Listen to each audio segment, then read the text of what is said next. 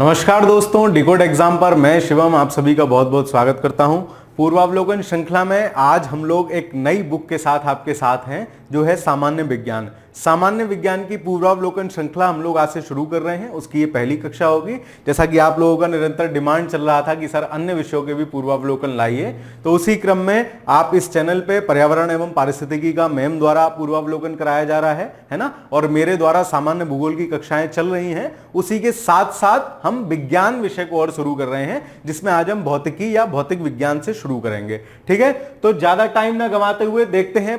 आज इसका पहला क्लास है और वही लगभग 40-50 मिनट में हम लोग 50 प्रश्न करने का प्रयास करेंगे। ठीक है, तो भौतिक विज्ञान पहला चैप्टर है। जो राशियां होती हैं उनकी मात्रक या इकाई क्या हो सकती है, उनके मात्रक क्या होते हैं, उस पर आपसे अक्सर जो है परीक्षाओं में प्रश्न पूछे जाते हैं। तो उसी को लेकर हमने पहला चैप्टर हमारा उसी का है, तो उसके सवाल करते हैं। ठीक है, चलिए तो पहला सवाल देखते हैं। निम्नलिखित में से कौन सी मूल भौतिक राशि है? देखो, आपको पता होना चाहिए क्या कि राशियां जो हैं दो टाइप की होती हैं, मूल भौतिक राशियां और व्युत्पन्न। व्युत्पन्न मतलब जो उनसे आगे फर्दर बनाई जाती हैं। मूल भौतिक राशियां 7 मूल भौतिक राशियां मानी गई हैं। 7 मूल भौतिक राशियां मानी गई हैं। मूल भौतिक राशियों से मतलब है कि उनको फर्दर डिवाइड नहीं किया जा सकता। जैसे भौतिक राशियों में क्या क्या है? लंबाई है, द्रव्यमान है, ताप है ना, फिर उसके बाद विद्युत धारा होती है, टाइम होता है और पदार्थ का परिमाण। ये टोटल 7 जो क्या कहते हैं राशियां हैं, इनको मूल भौतिक राशियां बोलते हैं। ये आपको याद ही करना पड़ेगा, क्योंकि एक प्रश्न जैसे ये पूछा गया है, निम्नलिखित में से कौन सी मूल भौतिक राशि है। ठीक है, ये आपको पता होना चाहिए। ठीक है, चलिए तो इसमें से मूल भौतिक राशि जो है वो मूल भौतिक राशि है हमारी कौन सी? विद्युत धारा। विद्युत धारा इसमें से हमारी मूल भौतिक राशि है। तो पहले क्वेश्चन का आंसर होगा ऑप्शन नंबर सी। अगले पे चलते हैं। शक्ति का मात्रक है। देखो, शक्ति क्या होती है? शक्ति केवल शक्ति भी पूछ सकता है आपसे, विद्युत शक्ति भी पूछ सकता है। आपको याद कैसे रहेगा? देखो, मैं क्या कहते हैं, मेरा प्रयास जो विज्ञान विषय के विज्ञान वर्ग के विद्यार्थी हैं उनके लिए ये चीजें बहुत सरल हैं, लेकिन जो कला वर्ग के विद्यार्थी होते हैं उनके लिए ये चीजें बहुत टफ जाती हैं। तो मैं हमेशा की तरह आपको किसी भी तरीके से चीजों को याद कराने की कोशिश करूंगा, है ना, दिमाग में रखवाने की कोशिश करूंगा, रटाऊंगा नहीं, दिमाग में चीजें रह जाएं, है ना, उस तरीके की ट्रिक्स मैं आपको बताता चलता हूं, तो आप उनको ध्यान रखा करिए बस। तो शक्ति का मात्रक क्या है? अब शक्ति का मतलब है विद्युत शक्ति से। यहां तो आप एक बात बताओ, जो आपके घर में आगे मीटर लगे हुए होते हैं, विद्युत के मीटर लगे हुए होते हैं, तो उसमें क्या है? वो क्या होता है? वाट का होता है ना, कि इतने किलोवाट का, उतने किलोवाट का, 2 किलोवाट का मीटर है, 3 किलोवाट का मीटर है। तो ये जो शक्ति है ना, शक्ति मतलब विद्युत शक्ति है। और शक्ति का मात्रक क्या होता है? यहां शक्ति का मात्रक होता है मेरा वाट। ठीक है, याद कैसे रख सकते हो? मैंने आपको बताया कि आपके घर में जो मीटर लगे हुए होते हैं बिजली वाले, वो किलोवाट वाले होते हैं, तो वही वाट है ना, क्योंकि वो ज्यादा बड़ी इकाई है इसलिए हम उसको किलोवाट देख रहे हैं, लेकिन वो वाट यहां शक्ति के रूप में इसका मात्रक होगा वाट। तीसरा देखते हैं, विद्युत शक्ति की इकाई है, तो वही सेम क्वेश्चन रिपीट हो गया। इसीलिए मैं आपको बोलता हूं, देखो बीपीएससी 18 में भी यही क्वेश्चन आया है, बीपीएससी 19 में भी यही क्वेश्चन आया है। मतलब प्रीवियस ईयर क्वेश्चन आप देख पा रहे हैं किस तरीके से इंपॉर्टेंट है ना। तो विद्युत शक्ति का इकाई का क्या है? इसका मात्रक क्या होगा? इसका मात्रक होगा वाट। Option number D. तीसरे क्वेश्चन का क्या आंसर होगा? Option number D. अगला सवाल देखते हैं। बल का मात्रक है। देखो, बल, आपने वो सारी कहानी सुनी होगी, न्यूटन के सर पे सेब गिर गया, है ना, तो उसने क्या किया? उसने बहुत सारे नियम की खोज कर ली, ये कर लिया, वो कर लिया। तो सेब जब गिरा ना, तो सेब ने क्या लगाया? बल लगाया। किसके ऊपर लगाया? न्यूटन के ऊपर लगाया। आपको लग सकता है कि अटपटा सा है, अरे सर ये क्या होता है, लेकिन आपको याद रह जाएगी कहानी। जब सेब गिरा होगा तो उसने क्या लगाया होगा? उसने और कुछ थोड़ी ना लगाया होगा, उसने न्यूटन के ऊपर बल लगाया होगा, तभी तो न्यूटन को दर्द हुआ दिमाग में, उसने कुछ प्रेशर डाला। तो बल का जो मात्रक है मेरा, वो क्या होता है? वो होता है न्यूटन। ठीक है, फिर बता रहा हूं, ऐसी कोई कहानी नहीं है। आप में से बहुत लोग कमेंट करते हैं कि सर ऐसा तो कुछ नहीं है, आप पता नहीं क्या क्या बताते रहते हो। मैं आपको सिर्फ याद कराने के लिए बता रहा हूं कि सेब जब गिरा, क्योंकि सेब वाली कहानी हमको सबको याद रहती है, तो न्यूटन के ऊपर उसने बल लगाया, मतलब बल का मात्रक क्या हो गया मेरा? न्यूटन हो गया। आपको याद कर लेना है। ठीक है, आगे देखते हैं। ये ना बहुत सिंपल क्वेश्चन है ना, साइंस स्ट्रीम वालों के लिए बहुत सिंपल है, लेकिन कला वर्ग के वाले विद्यार्थियों के लिए ये क्वेश्चन टफ हो जाते हैं। तो हम कैसे इनको याद कर पाएं ताकि परीक्षा में एक एक एक क्वेश्चन से ही हमारा स्कोर बढ़ता है। कार्य का मात्रक क्या है? तो कार्य का मात्रक होता है जूल, है ना। कार्य का भी मात्रक जूल होता है और एक ऊष्मा का मात्रक भी जूल होता है, ठीक है। मुझे पहले, क्योंकि मैं आर्ट स्ट्रीम का विद्यार्थी हूं, ठीक है, तो मुझे क्या होता था ना, इन सबको याद करने में दिक्कत होती थी। तो जूल इत्तेफाकन हमारे घर के बगल में एक घर था, वहां जूली नाम की एक लड़की रहती थी। तो वो जूली नाम की लड़की ना क्या करती थी, दिन भर मतलब जैसे घर के काम में जो महिलाएं व्यस्त रहती हैं, तो वो उनमें दिन भर व्यस्त रहती थी, है ना, उनमें दिन भर व्यस्त रहती थी। तो मुझे तो ये वैसे ही याद है कि कार्य का मात्रक क्या है, तो मुझे जूली और कार्य का ध्यान है, तो कार्य का मात्रक क्या है, जूल है।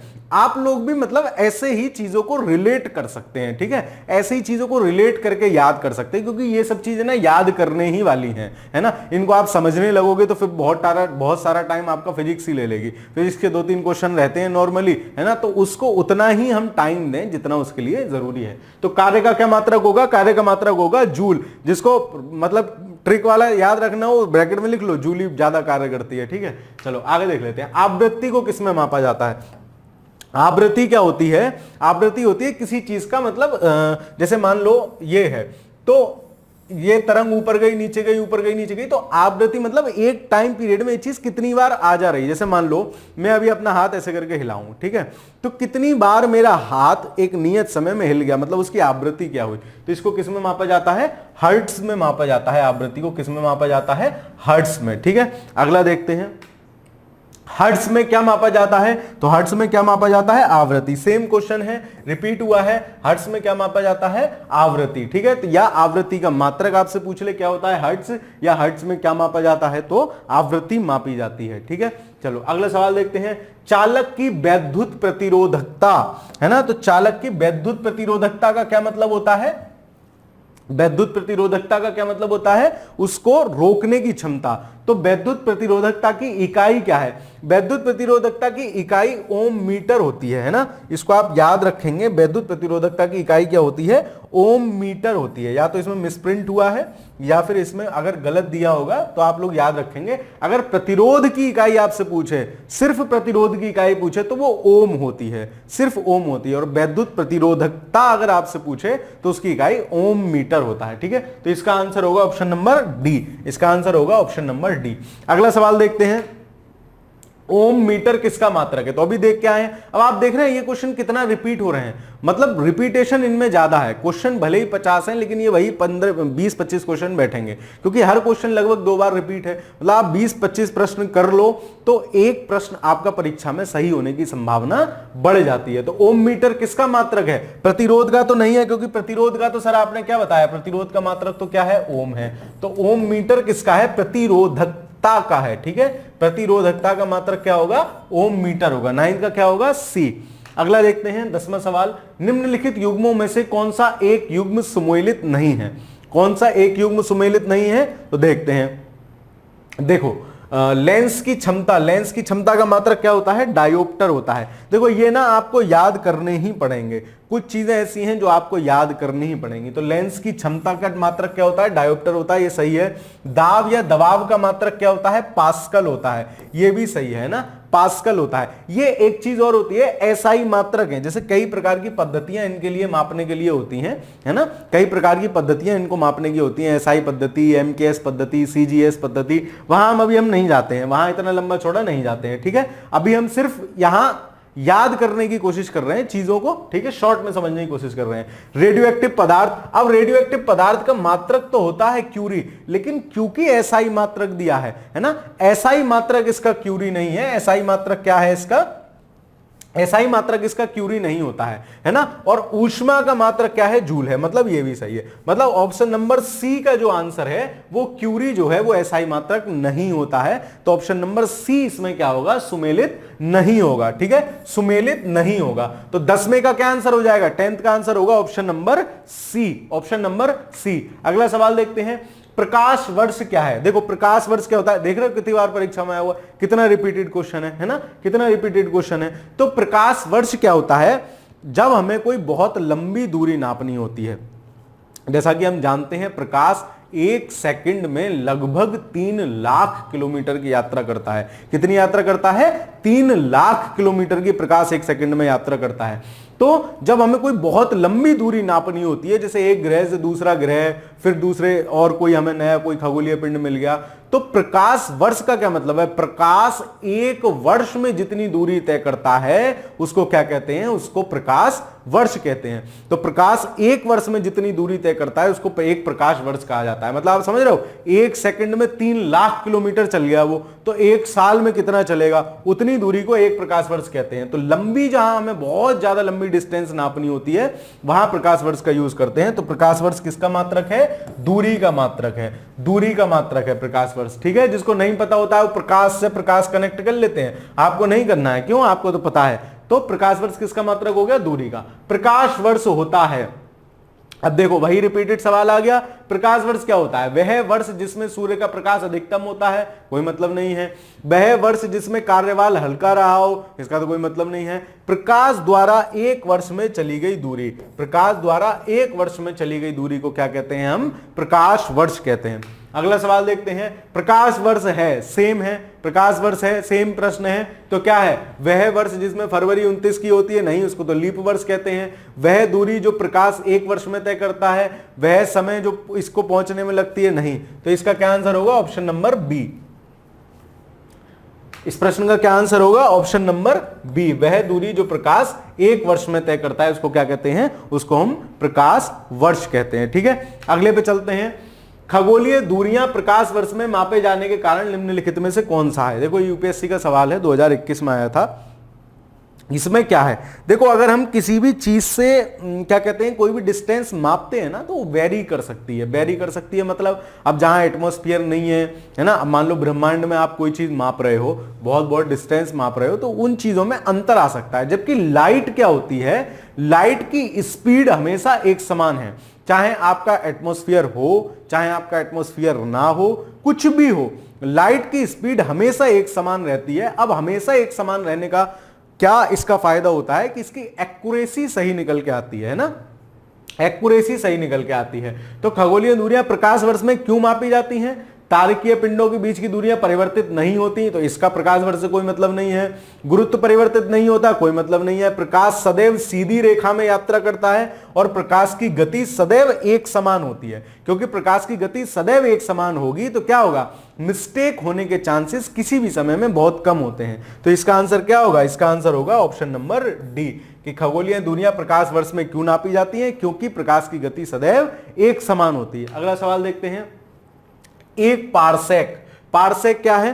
पारसेक प्रकाश वर्ष से भी बड़ा वो जो है क्या कहते हैं उसको, इकाई है, राशि है, उसको मापने की, डिस्टेंस को मापने की। तो एक पारसेक में लगभग 3.26 प्रकाश वर्ष होते हैं ना, लगभग 3.25 प्रकाश वर्ष बराबर होता है एक पारसेक। तो अगर आपसे पूछ ले, 4 ऑप्शन दिए हों कि दूरी का सबसे बड़ा मात्रक क्या है? पारसेक, प्रकाश वर्ष, किलोमीटर और एक और कोई दे दे, तो आप क्या लगाओगे? आप लगाओगे पारसेक, है ना, क्योंकि पारसेक और बड़ा दूरी का मात्रक है। तारों संबंधी दूरियां मापना का मात्रक है, किसके बराबर है? वही पूछ रहा है। तो लगभग 3.26 होता है, 3.26। उसके नजदीक कौन सा है? उसके नजदीक ऑप्शन नंबर बी है, 3.25 प्रकाश वर्ष, ठीक है, एक पारसेक। अगला देखते हैं, पारसेक मात्रक है, फिर वही देखो, रिपीटेशन आप देख रहे हो कितना है।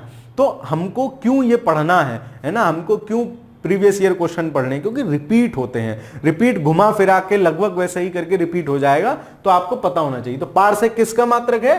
दूरी का मात्रक है, ठीक है, दूरी का मात्रक है ना। दूरी भी किसकी? तारकीय पिंडों के बीच में, दो तारों के बीच में, जहां बड़ी बड़ी डिस्टेंस हो वहां मापा जाता है, ठीक है। अगला देखते हैं, माप की कौन सी इकाई को 0.39 से गुणा करने पर इंच प्राप्त होता है? ठीक है, इंच प्राप्त होता है। देखो देखो है क्या कि आपने जब ये सेंटीमीटर इसका आंसर होगा, पहले मैं इसका आंसर बताता हूं, option number B centimetre. 1 centimetre में बराबर कितने होते हैं? 3.29 इंच होते हैं। जैसे हमारा जो पैमाना होता है ना जिसको हम यूज करते हैं, उसमें 15 सेंटीमीटर रहेंगे और लगभग 6 इंच के आसपास रहते हैं, है ना।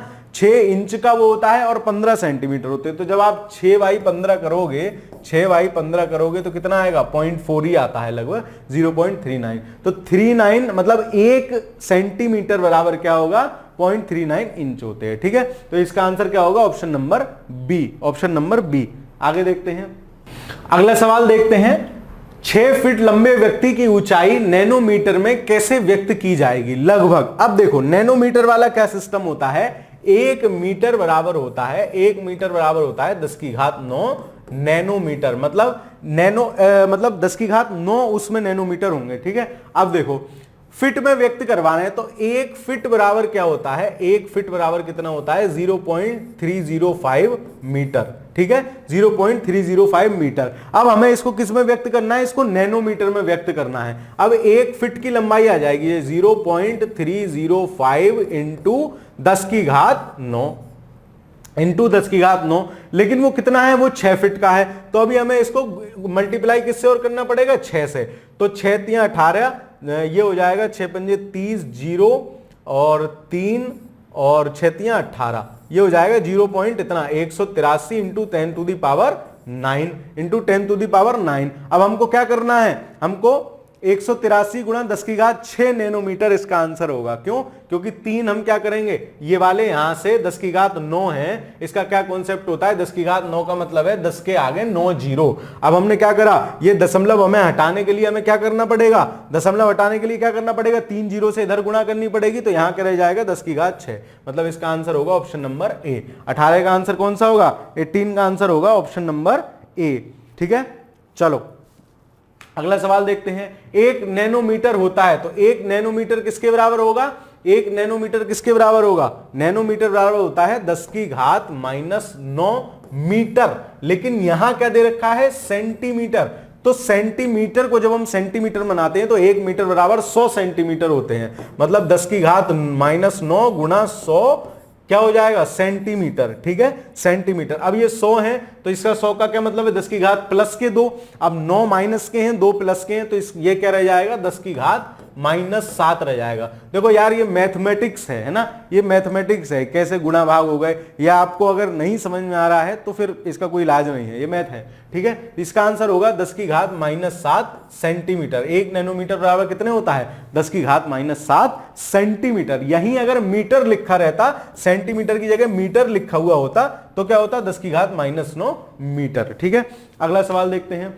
एम्पियर मापने की इकाई है, एम्पियर से क्या मापा जाता है, एम्पियर से क्या मापा जाता है। जब आपने कभी आपके घर में अगर स्टेबलाइजर टाइप की कुछ चीजें लगी हुई हों, या फ्रिज के साथ स्टेबलाइजर रहता है, या फिर समरसेबिल का जो बोर्ड होता है जिससे समरसेबिल आप ऑन करते होंगे वहां रहता है, तो वहां जहां विद्युत धारा आती है ना, वहां लिखा हुआ होता है एम्पियर, कितने एम्पियर की धारा है ना। तो एम्पियर किसको मापने का यंत्र है, तो एम्पियर किसको मापने की इकाई है, सॉरी विद्युत धारा को मापने की इकाई है एम्पियर। 20वें का क्या होगा, ऑप्शन नंबर बी। अगला सवाल देखते हैं। मेगावाट बिजली नापने की इकाई है। देखो मेगावाट मतलब, मेगा मतलब बड़ा हो गया, मेगावाट, ठीक है। मेगा का मतलब ज्यादा से लिया जाता है, ज्यादा। जब जहां से विद्युत उत्पादित होती है वहां क्या होगा, सपोज दैट ऐसे मान लो कि एक सोया की फैक्ट्री ले लेते हैं। सोया की फैक्ट्री में आप ऐसे थोड़ी ना गिनोगे कि एक सोया, 2 सोया, 5000 सोया, 10,000 सोया, नहीं। हम क्या करते हैं, वहां एक डब्बा रख लेते हैं, उस कार्टून में हमको पता है कि एक कार्टून में 100 सोया है, फिर हम क्या गिनते हैं, कार्टून गिनते हैं, मतलब बड़ी वाली यूनिट गिनते हैं, क्योंकि यहां क्वांटिटी ज्यादा है। इसी तरीके से जब मेगावाट बिजली की बात आएगी, मेगावाट कहां पे होगा, जहां पे विद्युत का उत्पादन हो रहा होगा, है ना, जहां पे विद्युत का उत्पादन हो रहा होगा वहां पे क्या होगा, मेगावाट में बिजली मापी जाएगी। तो उपभोग की जाती है वो तो हमारे घर में की जाती है, उसको तो किलोवाट में भी माप लेते हैं। बचत का कोई मतलब नहीं है, ट्रांसमिशन हाथ मतलब जहां विद्युत उत्पादित की जाती है बड़ी मात्रा में होती है, इसलिए वहां क्या होगा, इसलिए वहां मेगावाट होगा। मेगावाट बिजली मापने की इकाई किसकी है, जहां विद्युत उत्पादन की जाती है। अब देखो सूची 1 को सूची 2 से सुमेलित कीजिए। ये सवाल हमें जरूर करने चाहिए, ये सवाल हमें जरूर करने चाहिए, मतलब हमको 2-3 मात्रक भी पता है ना, कुल मिला के 8-10 मात्रक, कुल मिला के 8-10-12 मात्रक बैठेंगे जो आपको याद करने हैं, ठीक है, जो आपको याद करने हैं। तो उससे सूची वाले सवाल भी हमारे सही हो जाते हैं, ठीक है। अब देखो बल, मैंने आपको बताया बल न्यूटन के सिर पे सेब गिरा था, तो बल का क्या मात्रक है, बल का क्या मात्रक है, सेब गिरा था तो उसने बल लगाया था, मतलब बी का तीसरा होगा।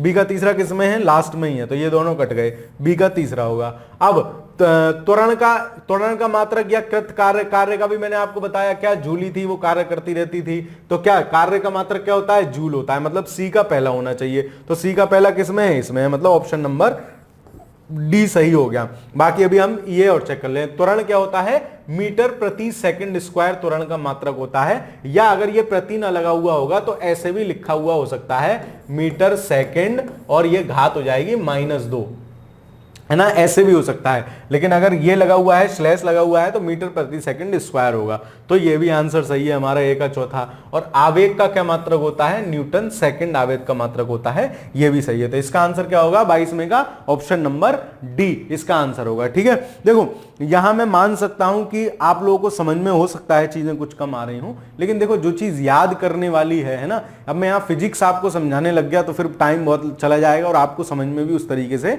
नहीं आ पाएगा। ठीक है, तो यहां सिर्फ हमको क्या करना है, 10-12 यूनिट मुश्किल से याद कर लेनी है, उसी से हमारा सवाल कोई ना कोई परीक्षा में जो आएगा हो जाएगा।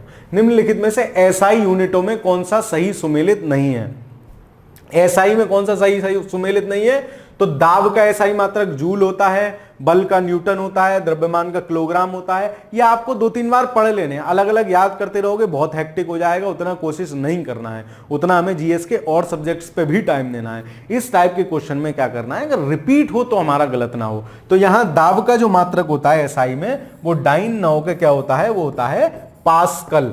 वो क्या होता है, पास्कल। दाब का मात्रक हमारा होता है, डाइन भी है, लेकिन एसआई प्रणाली में डाइन नहीं होता है, एसआई प्रणाली में डाइन नहीं होता है, एसआई प्रणाली में क्या होता है, पास्कल होता है। तो यहां कौन सा हो जाएगा, ऑप्शन नंबर डी 23 का आंसर हो जाएगा। अगला सवाल देखते हैं, सूची 1 को सूची 2 से सुमेलित कीजिए।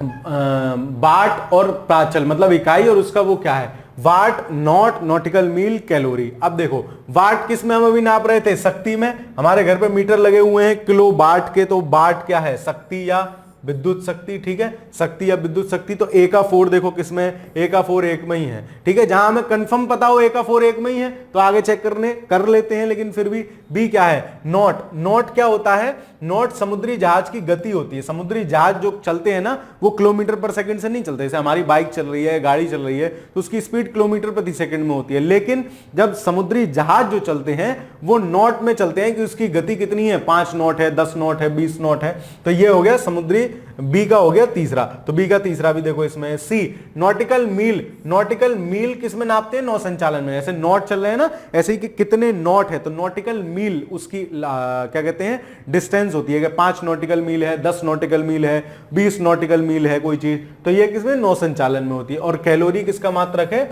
ऊष्मा का। ठीक है, ऊष्मा का मात्रक जूल भी है और कैलोरी भी है, दोनों है। ठीक है, तो इसका आंसर डी का हो गया पहला। तो मतलब ऑप्शन नंबर सी इसका सही आंसर हो गया 24 का सी। अगला देखते हैं किस किस के मात्रक हैं। देखो जूल, मैंने आपको बताया कौन जूली है, वो कार्य करती रहती है, जूली है कार्य करती रहती है। मतलब ए का मेरा हो गया तीसरा, ए का तीसरा किसमें, ए में ही है, बाकी किसी में है नहीं। चेक कर लेता हूं, एम्पियर। तो एम्पियर विद्युत धारा जो होती है, धारा जो होती है उस पे ही एम्पियर बना हुआ होता है। आपके घर में जो धारा मापने वाला वो जो है स्टेबलाइजर, इस टाइप की चीजें होती है, उसमें एम्पियर करके लिखा हुआ होता है। वाट, वाट किसका मात्रक होता है, वाट सामर्थ्य या शक्ति का मात्रक वाट होता है, सामर्थ्य या शक्ति का मात्रक वाट होगा। मतलब सी का कौन सा होगा, दूसरा होगा, बी का पहला भी सही है। डी बोल्ट, बोल्ट का मात्रक क्या होता है, बोल्ट किसका मात्रक होगा, विभवांतर का, विभवांतर। ठीक है, दो उसके विभव का बीच का जो अंतर होता है विभवांतर, बोल्ट का मात्रक क्या होगा, विभवांतर। ठीक है, बोल्ट विभवांतर का मात्रक है। कैलोरी ऊष्मा, मतलब डी का 5वां। तो ऑप्शन नंबर ए इसका आंसर सही होगा 25 में का ऑप्शन नंबर ए। अगला देखते हैं, एक हॉर्स पावर में कितने वाट होते हैं। हॉर्स पावर क्या होता है, जब ज्यादा क्या कहते हैं विद्युत शक्ति की कोई चीज होती है। जैसे सपोज दैट जब हम इंजन वगैरह लेने जाते हैं गांव देहात में, जब इंजन जैसे जो ट्यूबवेल पे हमारे इंजन लगे हुए होते हैं उसके होते हैं, तो उन्हें क्या कहते हैं, उन्हें कहते हैं कितने हॉर्स पावर का इंजन है। मतलब हॉर्स पावर मतलब ज्यादा वाट हो जाते हैं, तो उसको हम काहे में ले लेते हैं, हॉर्स पावर में ले लेते हैं। तो एक हॉर्स पावर में कितने वाट होते हैं, कितने वाट होते हैं, 746 हॉर्स, एक हॉर्स पावर में 746 वाट होते हैं। ठीक है, 746 वाट होते हैं। फैक्चुअल चीज है, आपको याद होनी चाहिए। अगला देखते हैं, निम्नलिखित में से कौन सा सुमेलित नहीं है ना, कौन सा सुमेलित नहीं है। नॉट जहाज की चाल की माप, अभी हम देख के आए थे। नॉटिकल मील नौ संचालन में प्रयुक्त दूरी की इकाई, ठीक है। एंगस्ट्रॉन्ग, एंगस्ट्रॉन्ग किसका मात्रक है, तरंग दैर्ध्य का, तो ये भी ठीक है, प्रकाश के तरंग दैर्ध्य की इकाई। और प्रकाश वर्ष, अभी हम देख के आ रहे थे, प्रकाश वर्ष समय का थोड़ी ना है, प्रकाश वर्ष किसका है, प्रकाश वर्ष दूरी का मापक है, दूरी का मापक है। तो ऑप्शन नंबर डी इसका आंसर होगा, डी सुमेलित नहीं है, बाकी सब सुमेलित हैं। ठीक है, अगला सवाल देखते हैं, अगला सवाल देखते हैं। देखो वीडियो पसंद आ रही हो तो लाइक करते रहो, दोस्तों के साथ साझा करते रहो, ठीक है। ये नई श्रृंखला हमने साइंस की शुरू की है, तो इस पे आप अपना जो ओपिनियन है नीचे देते रहिए। एंगस्ट्रॉन्ग किसकी इकाई है? तो एंगस्ट्रॉन्ग अभी हमने देखा किसकी इकाई है, एंगस्ट्रॉन्ग है तरंग दैर्ध्य की। 28 में का ऑप्शन नंबर ए। अब सर ये चीजें कैसे याद होंगी? ये तो भाई याद करनी ही पड़ेंगी। 3-4 बार जब आप कोई चीज पढ़ लेते हो ना, 5 बार आप अपनी आंखों के आगे से निकाल दो, वो चीज आपको याद हो जाएगी। भूल भी जाओगे तो एक रिवीजन लोगे, फट से याद निकलेगी, ठीक है। चलो अगला देखते हैं। सूची 1 को सूची 2 से सुमेलित कीजिए। अब देखो फिर वही तरंग दैर्ध्य अभी देखते आ रहे हैं। तरंग दैर्ध्य का मात्रक क्या है? एंगस्ट्रॉन्ग है ना। तो बी का दूसरा 2 में है, मतलब ये नहीं होगा, ये नहीं होगा, ठीक है। उच्च वेग मैक जो होता है ना, जो हमारी मिसाइल्स जाती हैं, जो हमारी मिसाइल जितनी भी जा रही हैं, तो उनका वेग किलोमीटर में नहीं नापते, क्योंकि बहुत हाई वेग होता है उनका। तो उनकी उच्च वेग को किस में नापते हैं?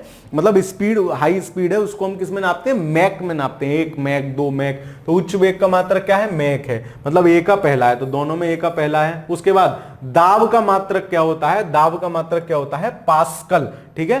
पास्कल अभी हम देखते आ रहे थे, एसआई पद्धति में पीछे क्वेश्चन था, कौन सा सुमेलित नहीं था, उसमें डाइन दे रखा था। तो दाब का मात्रक क्या होता है? पास्कल, मतलब सी का क्या होना चाहिए? तीसरा होना चाहिए। तो ऑप्शन नंबर सी ही सही है, पहला, दूसरा, तीसरा। और ऊर्जा का मात्रक क्या होता है? जूल होता है, ठीक है। तो इसका कौन सा होगा? इसका ऑप्शन नंबर सी सही आंसर होगा। अगला देखते हैं। जूल ऊर्जा से उसी तरह से संबंधित है जैसे पास्कल किससे संबंधित है? तो पास्कल दाब या दबाव का मात्रक है, ठीक है। दाब या दबाव का मात्रक है। मुश्किल से गिने चुने आपको चीजें याद होनी चाहिए, जैसे दाब का मात्रक क्या है, प्रकाश वर्ष क्या है, नॉट और नॉटिकल मील आपको पता होने चाहिए, ठीक है। आपको बल का मात्रक पता होने चाहिए, न्यूटन याद करा दिया, सेब गिरा उसने बल लगाया। कार्य का मात्रक पता होना चाहिए, क्या? जूल, है ना। कार्य क्या ऊर्जा दोनों का होता है जूल, ठीक है। इस तरीके से कुल 5, 10, 12 मात्रक बैठते हैं जो आपको याद करने हैं, ठीक है। अगला देखते हैं। 1 माइक्रोन किसके बराबर है? तो देखो 1 माइक्रोन बराबर होता है 10⁶। देखो 1 माइक्रोन बराबर होगा 10⁻⁻6 मीटर। अब देखो 10⁻⁻6, या मैं इसको ऐसे लिख सकता हूं 1/1 2 3 4 5 6 जीरो लगा दूं मीटर। इसका मतलब ये होता है 10⁻⁻6 का मतलब ये है कि 1 को इतने से डिवाइड किया है। लेकिन ये किससे कह रहे हैं? मिलीमीटर से कह रहे हैं, मिलीमीटर से। तो जब मिलीमीटर में इसको परिवर्तित करेंगे तो इसकी गुणा कितने से हो जाएगी? इसकी गुणा 1000 से हो जाएगी, 3 जीरो कट जाएंगे। तो इसका आंसर क्या होगा? 1/1000 मिलीमीटर। 1/1000 मिलीमीटर। या ऐसे भी कर सकते हैं, 1 मीटर, एक क्या कहते हैं माइक्रोन बराबर क्या होगा? 10⁻6। और फिर जब मिलीमीटर बनाने के लिए क्या करेंगे? इसको 10⁻3 से गुणा करेंगे, तो -6 और ये 3 घात, तो 3 इसमें से क्या होगी? घट जाएगी, मतलब 10⁻−3 रह जाएगा। 10⁻−3 का क्या मतलब है? 1/1000, 1 के आगे 3 जीरो। तो इसका आंसर क्या होगा? 1/1000 मिलीमीटर। 1 माइक्रोन बराबर किसके? 1/1000 मिलीमीटर। अगला देखते हैं। 1 माइक्रोन लंबाई को प्रदर्शित करता है, कितनी को प्रदर्शित करता है? 1 माइक्रोन बराबर 10⁻6।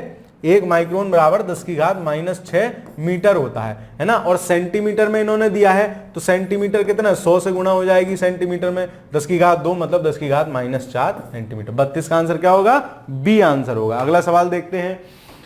निम्नलिखित में से कौन सा एक सुमेलित नहीं है? ठीक है, फिर वही मात्रक आ गए। डेसिबल, ध्वनि प्रबलता, अश्वशक्ति, शक्ति की इकाई अभी हमने देखा था कितने हॉर्स पावर का है, ठीक है। समुद्री मील, नौ संचालन की दूरी, और सेल्सियस। तो सेल्सियस क्या होता है? सेल्सियस ताप का मापना होता है। सेल्सियस में टेम्परेचर मापा जाता है, कितने डिग्री सेल्सियस है, ना कि ऊष्मा। ऊष्मा का मात्रक ये नहीं होता है, ठीक है। ऊष्मा का मात्रक क्या है? ऊष्मा का मात्रक सेल्सियस नहीं होता है। सेल्सियस किसका मात्रक होता है?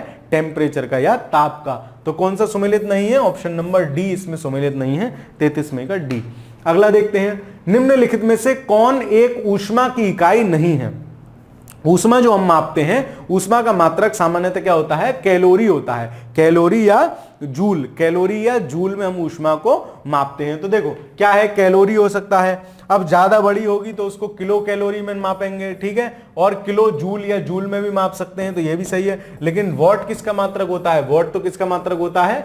शक्ति का या विद्युत शक्ति का। तो ऑप्शन नंबर डी इसका सही आंसर होगा। निम्नलिखित में से कौन ऊष्मा की इकाई नहीं है?